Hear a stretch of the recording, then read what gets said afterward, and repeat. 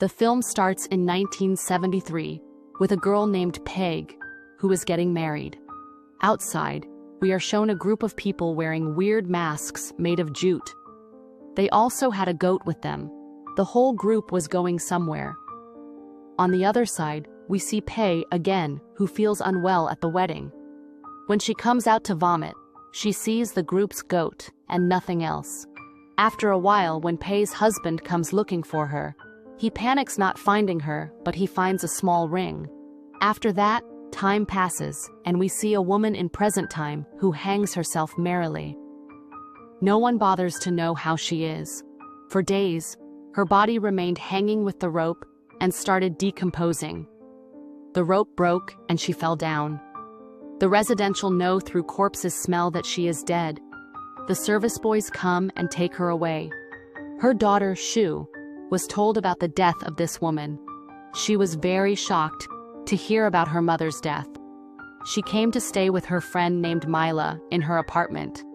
Shu panics a lot, seeing Jesus' picture and cross symbol in the house. Shu's condition starts deteriorating, whom Mila takes care of her. After that, Shu does not stay at home and comes out to smoke. Then she receives a message. It was a message from her nursing home company that they were going to send her to an old lady's house. She had many other diseases along with memory loss. The next day, Shu leaves for that house. Reaching the bus stop, Shu asks the driver about this address, but the driver knew nothing. He asked the man behind him for help. That old man began to warn Shu, "Don't go there." But after seeing Shu's firm intention, he finally told her the address of that woman. Reaching near the house, she sees a child who had a small goat, and he was mysteriously staring at Shu. That's why Shu found it all strange. Anyway, she knocks at the door now. The old lady comes to open the door, but as soon as she comes here, she urinates. And that lady hides, running from there, as if she felt embarrassment by Shu. Shu also understood that this lady's condition is worst. She had to break the glass reluctantly in order to unlock the door. She noticed that this lady is trying to hide from Shu. While looking for the old lady, she sees a strange red door, on which the horseshoe was also hanging. Shu kept looking at her. The same thing was going on in her mind, that the horseshoe's negative energies keeps her away. Now she was thinking the same thing. She felt that someone passed behind her. She saw that it was the same old lady, and because of passing so fast, she spilled the beans. Shu started cleaning the beans up without saying anything to her. So that woman asked, "Have you come to do all this?" So she said, "Yes, I am your caretaker." Casual conversations start between the two of them, and this lady tells her name is Peg. And in the same way, we know that Peg is the same girl from the movie who disappeared on her wedding day. Now, how did she come at this place? All this mystery will be revealed at the end. When Shu talks about bathing her, Peg does not let her touch her body. She just makes her do small works and bathes herself. While changing clothes, Shu saw that a root-like pattern was sketched on her waist. Shu says to Peg that I have to make a call and then I have to sleep. Peg pointed to the phone in front and said, "You can sleep wherever you want." Shu called her friend first, but she didn't get this call. She was about to turn after putting the phone back when she got a call from the nursing home, who were telling her the details of Peg's condition. In the meantime, Peg asks her, appearing behind her, "Whom were you talking to?" Shu replied, "To the nursing home." So Peg asked a strange question. "Did you confirm that it was a nursing home?" Being shocked, Shu only nods. After this, she takes Peg to her room so that she may make her sleep. And here she sees a picture of Peg's family and also her husband.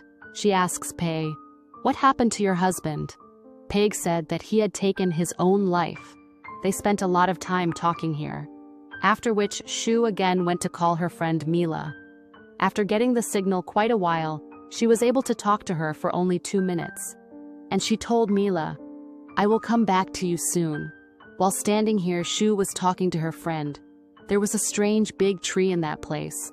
There were a number of lighted candles around it, and a lot of clothes were hanging on it. These trees were planted where there was a lot of negativity, and sick people's clothes were tied on these trees. People believed that just as this tree absorbs negativity, in the same way, it also absorbs diseases of people and cures them. A strange thing occurs here that Shu feels that her mom is behind her, but as she turned back, there was no one. Anyway, now she comes inside the house and first goes to that red gate and tries to open its lock, but when it doesn't open, she goes to take a shower quietly. While taking a shower, she feels that someone was whispering in her ear. He was speaking softly, but there was no one in the washroom nor outside. Suddenly, she hears the same voice again, so she feels that these voices are coming from Pei's room. But Peg was sleeping in her room. She was also standing here. Peg started having a strange panic attack. Shu gives her medicine and tries to control her. And then she notices that Peg was talking properly, even in her sleep. She was telling that they like music too much. They come after being attracted by music. Shu asked, "Who are those people?" So she said that some people live under this house. Shu didn't pay attention on her words, because Peg had a mental illness, and she used to have illusions. Shu thinks that this is Peg's imagination. The next day, Shu goes to grocery shopping for the house. So the people of that place ask her about Peg and make fun of her. And Shu doesn't like this. The locals told her that Pei didn't treat anyone properly. On the way back, a girl accompanies Shu, who told her that Peg has been in a mental asylum for many years. At night, Shu decides to go to the same red room, and this time, the door opens.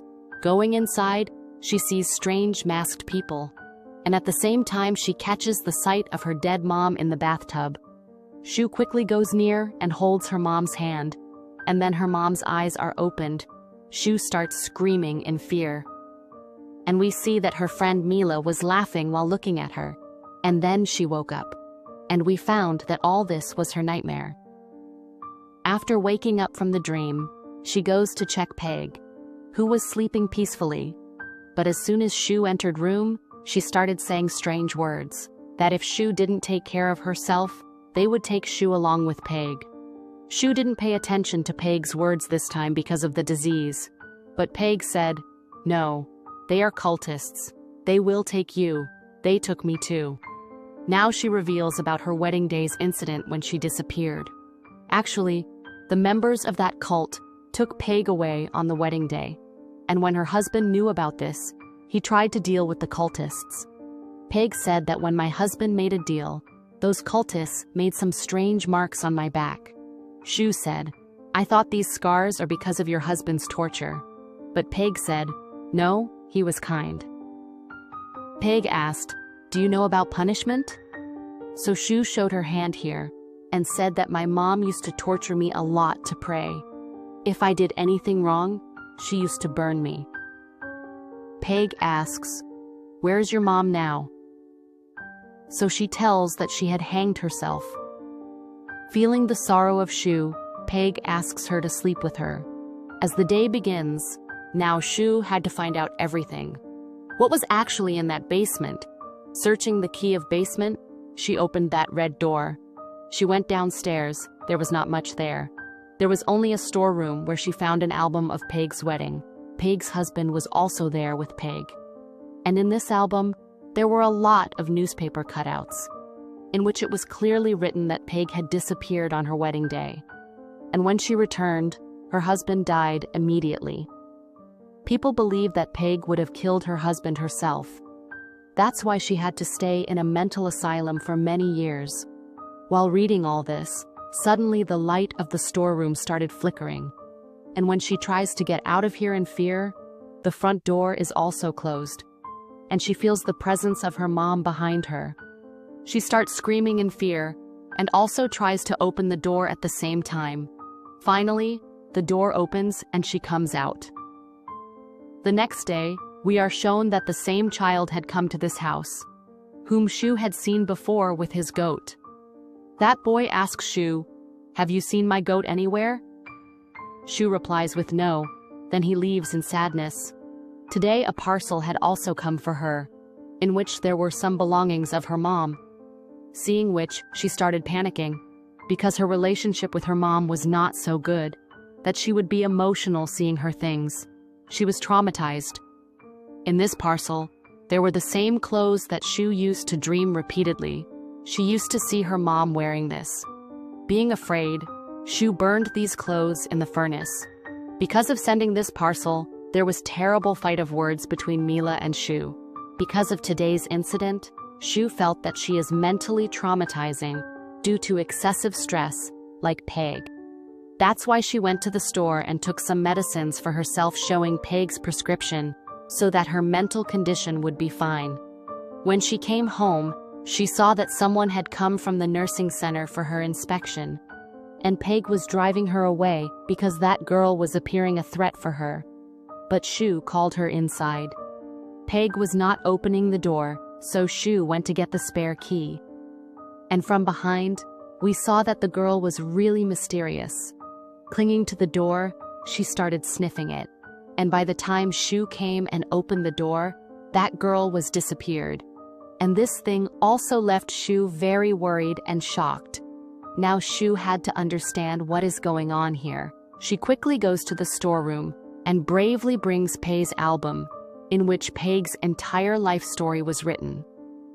Another strange thing that Shu sees here is that where there were a number of cutouts of these newspapers, in those cutouts, there was news of Shu's mom's death. Seeing this, Shu started thinking that what is the relationship between Peg and my mom? Now she was thinking all this when she saw that the red door of the basement was opening again and again. She was closing it again and again in fear, but now this door was not closing. In the meantime, Peg also followed her, and she said to Shu, "I know that you had gone to the basement. Now it would be better for you to go back from here tomorrow." Shu also did not want to stay here anymore. When she left to go home, she knew from the grocery store that no bus will go today, so she had to come back to Peg's house. Peg was looking at the carton of Shu that Mila had sent for her. There were many pictures of Shu's mom in it, which surprised Peg. And it was revealed here that Shu's mom was Peg's daughter. In simple words, Shu was Peg's granddaughter. Peg was also surprised to know this. On the other hand, when Shu was returning Peg's house passing through the jungle, she also found that child's goat on the way. She thought that she would take it with her, but she came home, ignoring it. Peg asked her as she reaches home, "Were both your mom's feet bad?" She asks while surprising, "How do you know?" "I never told you this." So Peg tells her, "I know all this because I am your grandmother. Your mother was my daughter. I had sent her away from me years ago." Shu asks, "Why did you do this?" Then Peg revealed that my husband had made a deal with those cultists, that if they leave me alive, then we will give our first son or daughter to the cult. But then I didn't have much courage to give my daughter to the cult. That's why I kept her away from me and broke the promise of the cult. The members of the cult were not ordinary. Their powers and negativity are very high. Despite Shu's mom going very far from here, the negative energy of the cult remained on her, because of which she took her life.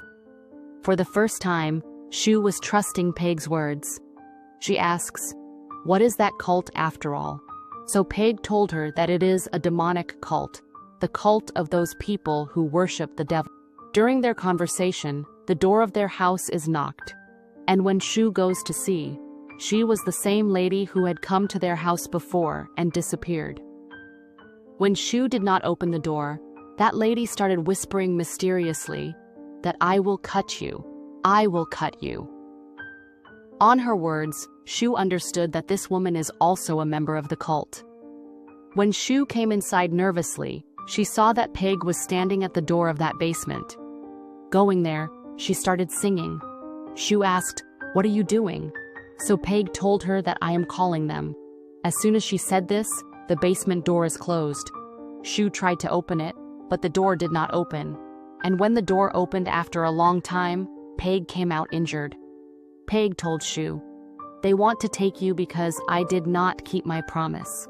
But I did not want to lose your life. So I decided to sacrifice myself in your place. But they did not accept me now. They want your sacrifice now. Because you are my heir. And according to my husband's deal, I had to give my daughter or heir to that cult. Shu was very scared and panicked. Looking at Peg's condition, she decides that she will call someone for help from outside. But the whole town was deserted, and the people who were inside their houses, they had locked their houses and windows. Because today, there was a strange festival. In the meantime, Shu notices strange masked scary man behind her, who was playing the drum, and along with him were two other men with strange appearances. Both of them were covered in a red sack. In a while, many cultists also come here wearing jute mask, which we saw at the beginning of the movie before Peg's wedding. Seeing them, Shu goes back to his house in fear. The people of that cult now came to their door and started knocking on their door. The frightened Shu now begins to see a picture of Jesus Christ in the mirror in front of her, and also that small red cross symbol, which reminds him of his past trauma. She immediately sees her dead mother, and as her mind gets lost in these things, she picks up a knife to kill herself. But before her, Peg picks up a knife from behind and stabs herself, so that Shu's life is saved. With this act, Shu had come to her senses, and now she was very sad. Why did her grandmother die because of her? The door was still being knocked, and she was hearing her friend Mila's voice from outside. She thought that the member of the cult are trying to manipulate her. That's why she didn't open the door. And when all those voices stopped, she went and opened the door after hours. Then she saw that her friend's ring was on the staircase. That means her friend really came here. And seeing her ring here, she understood that these people have surely taken her friend Mila from here. When the people of the cult take a lady from here, they leave her ring here. Now she could not accept defeat. For her friend, she decided to face the members of that cult. At this time, when she went inside the house, she saw a wedding dress. She wore it and took off her wedding ring. When she opened the door of the basement, the appearance of the basement had changed. There was no storeroom there, but a separate world. It looked like a different world. On her arrival, the people of this world first crown her, and then a strange goat-horned man comes in front of her. This was the demon who was worshipped by cultists. As soon as she sees this demon, blood starts flowing from Shu's eyes. In the next scene, we see Mila, Shu's friend, sitting outside that red door. She was crying and begging for her friend's life. That means the people of the cult did not kidnap Mila, only to catch their prey, Shu. The people of the cult created this whole drama. And that's it. This movie ends here showing all this.